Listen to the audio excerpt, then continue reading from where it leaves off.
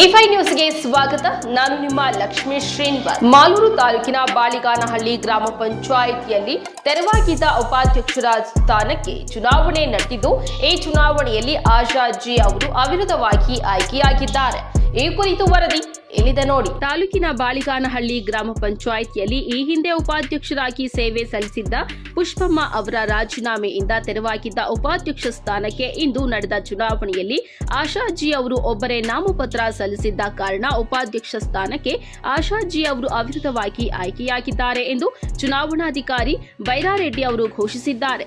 ಈ ವೇಳೆ ಮಾತನಾಡಿದ ನೂತನ ಗ್ರಾಮ ಪಂಚಾಯಿತಿಯ ಉಪಾಧ್ಯಕ್ಷೆ ಆಶಾ ರವಿಕುಮಾರ್ ಅವರು, ನನಗೆ ಈ ಅವಕಾಶವನ್ನ ಕಲ್ಪಿಸಿಕೊಟ್ಟಂತಹ ಗ್ರಾಮ ಪಂಚಾಯಿತಿ ಸದಸ್ಯರೆಲ್ಲರಿಗೂ ಧನ್ಯವಾದಗಳನ್ನು ತಿಳಿಸಲು ಬಯಸುತ್ತೇನೆ ಹಾಗೂ ಗ್ರಾಮ ಪಂಚಾಯಿತಿ ವ್ಯಾಪ್ತಿಯ ಎಲ್ಲಾ ಗ್ರಾಮಗಳ ಅಭಿವೃದ್ಧಿಗೆ ಅಧ್ಯಕ್ಷರಿಗೆ ಸಹಕಾರ ನೀಡಿ ಎಲ್ಲಾ ಸದಸ್ಯರೊಂದಿಗೆ ಶ್ರಮಿಸಿ ಗ್ರಾಮ ಪಂಚಾಯಿತಿಯನ್ನ ಮಾದರಿಯನ್ನಾಗಿಸಲು ಪ್ರಯತ್ನಿಸುವುದರ ಜೊತೆಗೆ ಅಭಿವೃದ್ಧಿ ವಿಷಯದಲ್ಲಿ ಎಲ್ಲರಿಗೂ ಸಹಕಾರ ನೀಡುತ್ತೇನೆ ಎಂದರು.